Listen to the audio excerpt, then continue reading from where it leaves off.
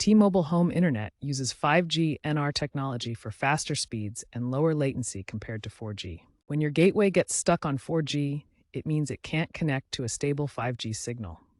This fallback happens due to several reasons. T-Mobile's 5G uses different frequency bands.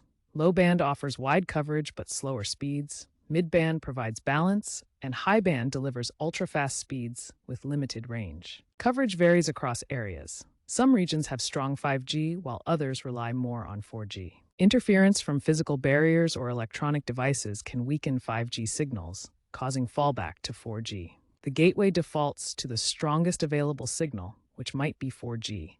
Firmware bugs can also prevent proper 5G band prioritization. There are several ways to force your T-Mobile home internet gateway back onto 5G.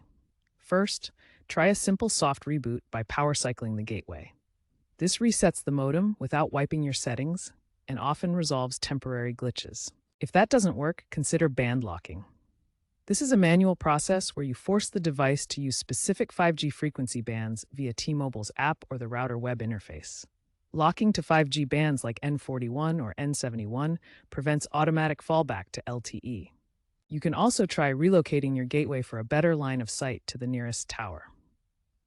Finally, ensure your gateway has the latest firmware. T-Mobile released firmware updates to improve 5G band prioritization and automatic fallback prevention. While these user-side tweaks are helpful, systemic issues may require T-Mobile intervention. According to T-Mobile's 2025 customer survey, 72% of users who tried band locking reported improved stability.